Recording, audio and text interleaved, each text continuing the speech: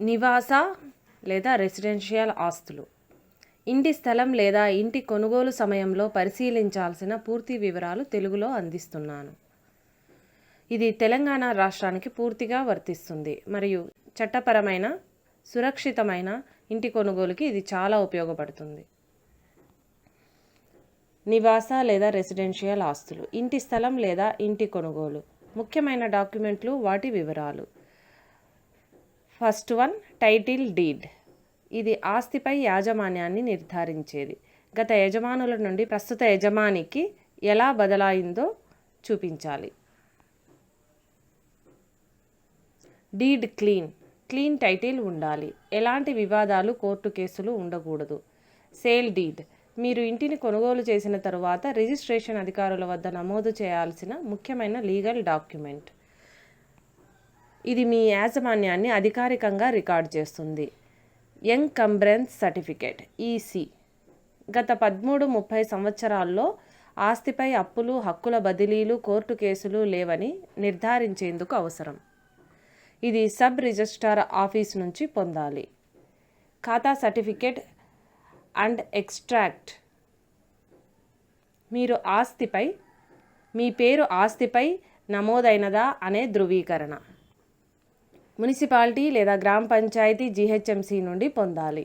ఇది పన్నుల చెల్లింపుకు మరియు ఓనర్గా గుర్తింపుకు ఉపయోగపడుతుంది. ప్రాపర్టీ ట్యాక్స్ రసీదులు. Property tax receipts. ఇంటికి సంబంధించిన పన్నులు ముందుగా చెల్లించబడాయా లేదా అని చూపిస్తుంది. పాత యాజమాని నుంచి తాజా రసీదులు తీసుకోవాలి. పాత యాజమాన్య చరిత్ర. Link documents. 30 years history. గత యజమానుల పేర్లను, ట్రాన్సాక్షన్ డీటెయిల్స్ను చూపించే డాక్యుమెంట్లు. ఇవి టైటిల్ క్లియర్గాను, న్యాయపరంగాను నిర్ధారించడంలో సహాయపడతాయి. హెచ్ఎండిఏ లేదా డిటిసిపి లేఅవుట్ అప్రూవల్. ఆ ఇంటి స్థలం అధికారికంగా ఆమోదించబడిన లేఅవుట్లో ఉందో లేదో నిర్ధారించాలి. జీహెచ్ఎంసీ, హెచ్ఎండిఏ లేదా డిటిసిపి వంటి ప్రాధికార సంస్థల నుండి అప్రూవల్ నెంబర్ చెక్ చేయాలి. Land use certificate. ఆ భూమి రెసిడెన్షియల్ యూజ్కి అనుమతించబడిందా లేకపోతే అగ్రికల్చర్, ఇండస్ట్రియల్దా అన్నది తెలుస్తుంది. ఇది అర్బన్ ప్లానింగ్ అథారిటీస్ నుండి వస్తుంది. నిర్మాణ అనుమతి, బిల్డింగ్ పర్మిట్. జీహెచ్ఎంసీ, మున్సిపల్ అధికారుల నుండి ఇంటి నిర్మాణానికి తీసుకున్న అనుమతి. ప్లాన్తో పాటు మంజూరైన తేదీ, నిబంధనలు ఉండాలి. Floor plan approval. Approved floor plan.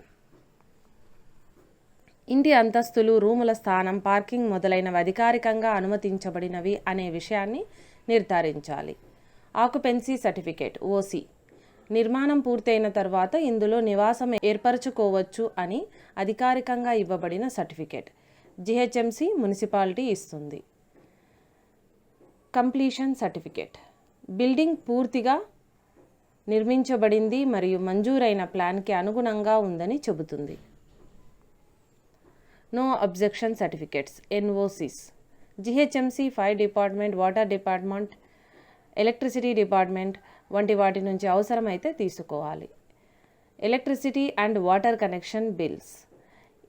ఇంటికి మునుపటి యాజమానులు కనెక్షన్లు తీసుకున్నారా, బిల్లులు చెల్లించారా అన్నది చెక్ చేయాలి. రేరా రిజిస్ట్రేషన్. కొత్త ఇల్లు అయితే 500 చదరపు మీటర్లకు పైగా గల ప్రాజెక్ట్ అయితే రేరా నందు రిజిస్టర్ కావాలి. రేరా వెబ్సైట్లో మీ ఇంటి వివరాలను వెరిఫై చేయవచ్చు. చివరగా ముఖ్య సూచనలు. న్యాయవాది ద్వారా ప్రతి డాక్యుమెంటును ధృవీకరించండి. ప్రతి ఒప్పందాన్ని రాతపూర్వకంగా తీసుకోవడం అవసరం. రియల్ ఎస్టేట్ ఏజెంట్ లేదా డెవలపర్ ద్వారా కాకుండా ప్రత్యక్ష యజమాని నుండి కొనుగోలు చేయండి అంటే బాగుంటుంది. అన్ని డాక్యుమెంట్లు జిరాక్స్, స్కాన్ కాపీలుగా భద్రపరచుకోండి. ఇది పూర్తిగా తెలంగాణలో ఇంటిని లేదా ఇంటి స్థలాన్ని కొనుగోలు చేసేటప్పుడు చూడాల్సిన పూర్తి సమాచారం.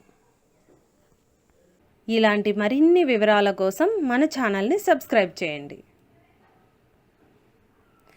Please like, share and subscribe our channel.